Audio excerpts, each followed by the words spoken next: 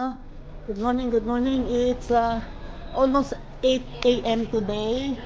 At ngayon ay kanina pa sila rito nag-start. Ako naman ay busy sa loob. And ah, lumabas lang ako dahil may delivery. Wait, pakita ko sa inyo. Ayan o, nagde-deliver sila ng simento. Naghahakot sila kuya. Nakablog ako kuya ha. And eto, busy silang lahat dito sa pag-aayos ng paglalagyan ng buhangin at simento. Ay, simento ka. At buhangin at graba.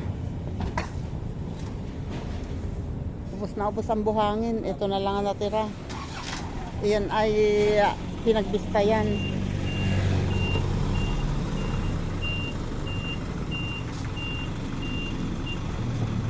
Ayan, medyo busy ang street ngayon. Maraming dumadaan dahil araw ng palengke ngayon. Kaya lang, walang choice. Hindi iharang tong truck. Kasi itatalikod dito at ibababa tong graba.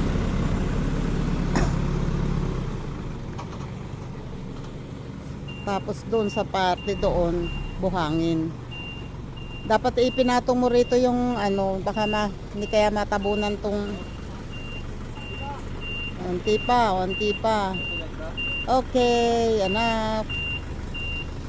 Ba marunong pa ako, Uber. Yan. Jesus.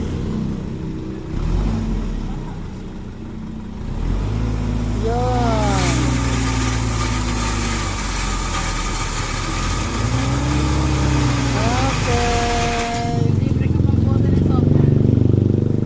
May bote pa ng soft drinks. Okay. Yan na. Eto na ngayon si kuya. Etong kaaway ko palagi eh. Lagi na lang ako binibigyan ng malaking problema nito eh. Yan. Eto, oh my God. Oh my God. Wait, kasama na, sand pa lang to at saka text through, rivet, GI wire. Nag-ano na? Kinakat pa. Nakakarga na ho. Ano? Kasabay lang. Okay. Tapos graba. So, 10 mm na. May bakal. Okay. Hindi pa okay. Okay na daw ba? Wait lang kuya. Ate, pagtimpla mo muna sila ng kape at para makapagkape. Iniwan ko muna sila doon kasi ay akong palengke. Dapat alas 8 pero mag-alas 9 na. Hindi ko alam kung aakutang ko sila doon. Pero bahala na.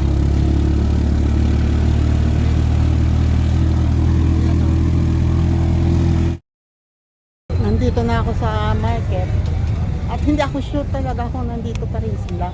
Pero may bibilhin din naman ako, may pinapabili si Papay.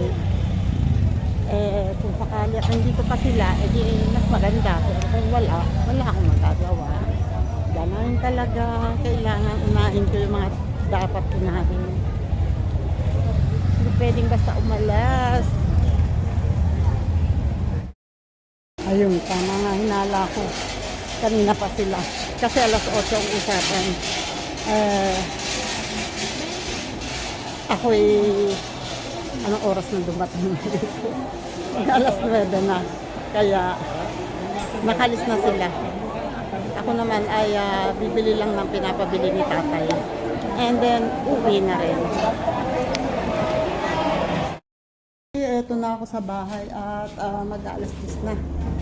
Ayan, kalat ulit. Kasi bakit po kayong pin? teka, alis muna yung panglatag na yun doon. Ano mo dito sa ibabaw, ganyan mo sa ibabaw. Ito ilatag mo para hindi dalo yun doon sa bandoon. Para hindi napansikan niyang ganun. Doon, usog mo doon, isagad mo yun. Yan. Ano mo sa likod, yan.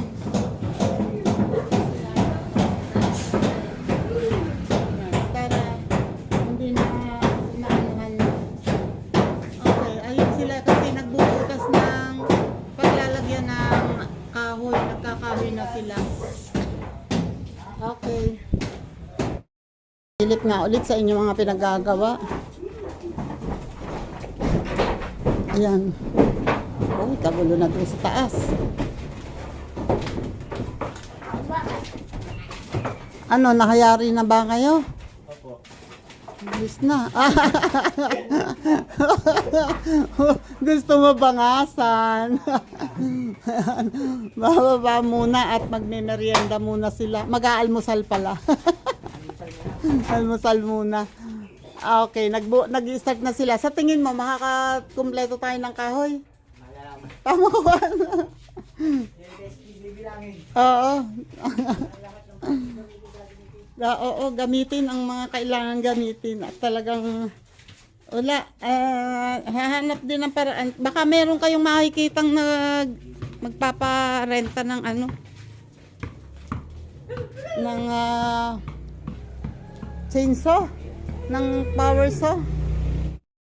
Ngayon ay ang oras ngayon ay 11:41. Dapat itong mga nagpapanday ay nakauwi na at magtatanghalian.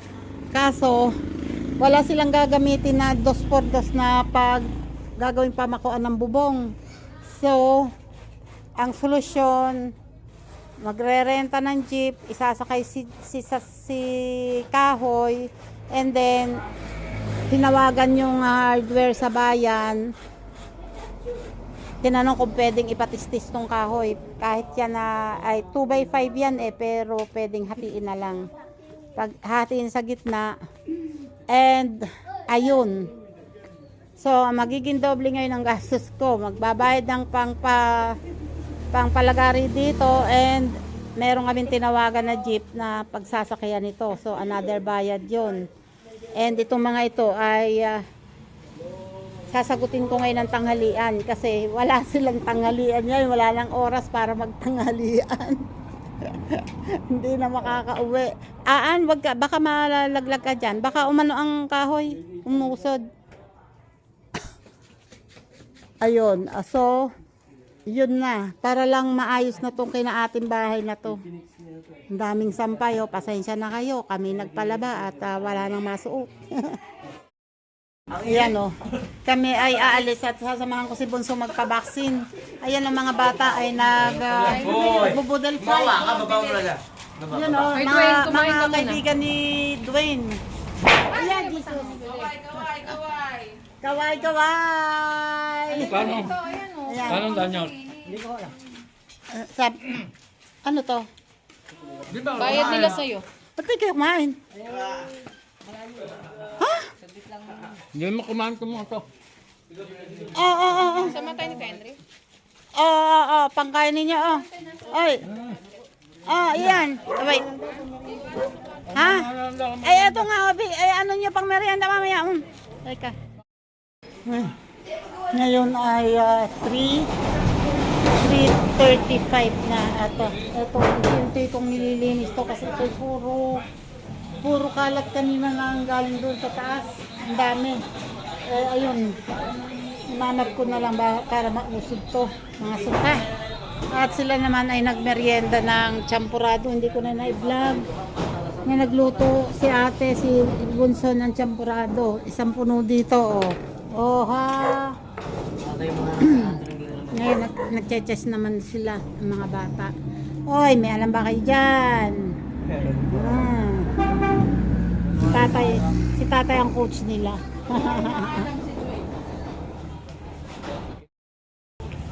Ayun sila naman ay dumating yung deliver ng yero.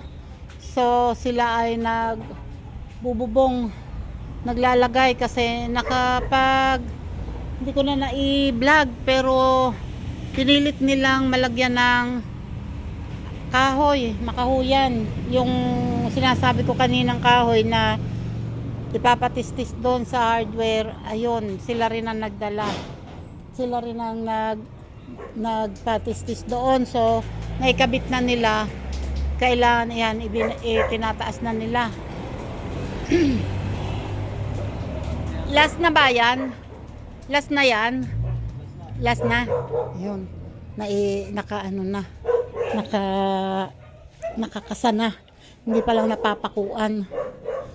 Pero okay na. Ayun, oh. Madilim lang dito. Kasi ay ayan, may ano na. Pinatungan na ng yero. Ayan. Kapantay pa rin yata yun. Hindi, mababa. Ayun, pinatapang pa rin. Pero mababa kaysa sa atin. Ayan, hanggang dito yan. May bulada na. Ang bulada ay medyo maikli ang bulada. Medyo mas maikli ang bulada nila. Dapat pala. Ginawa ng 21 ito. Maikli lang ang bulada. Bulada. Maikli lang ang bulada nila. Ay, ko naman yan eh. Ayun naman yun sa ilalim eh. Masahod naman yan eh. Dito lang. Mas maganda sana kung medyo mas mahaba. Anyway. Ayan o. Nag-ano na yata si Ian. Nagpapako na. Maganda nga yan eh. Diretso. Ay kaso nga masyadong mahihirapan pagka ano. Wait.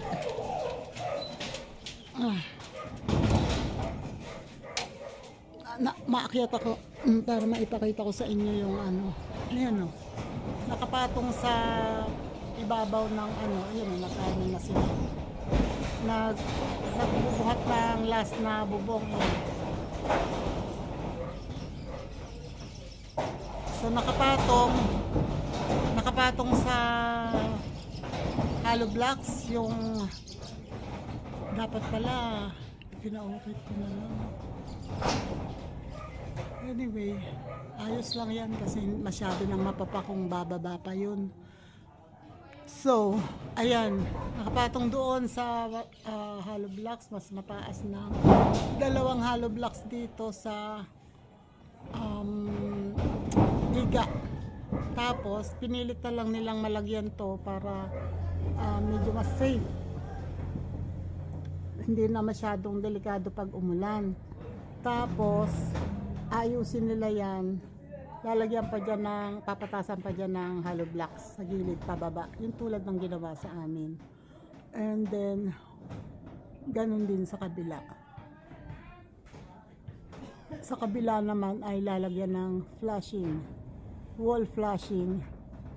And dito naman ay ayun, ganun din. Lalagyan din ng flashing.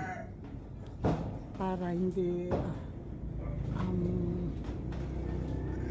para hindi ano sa kapitbahay na matutuluan sa kanila. So ganun na lang. Hoy! Grinder daw. Silip nga ulit sa inyo mga pinagagawa. Ayan. Oh, kagulo na doon sa taas. Ano, nakayari na ba kayo? Opo. Bilis na. Gusto mo bangasan? Bababa muna at magme-merienda muna sila. Mag-aalmusal pala. Almusal muna. Okay, nag-start na sila. Sa tingin mo, makakakumpleto tayo ng kahoy? Pamukuhan. Oo. Oo, gamitin ang mga kailangan gamitin. At talagang wala, hahanap din ng paraan. Baka meron kayong makikitang magpaparenta ng ano, ng chainsaw, ng power saw. Yun, ayun oh. It's 5 o'clock today at ngayon pa lang ako medyo wait, ayan.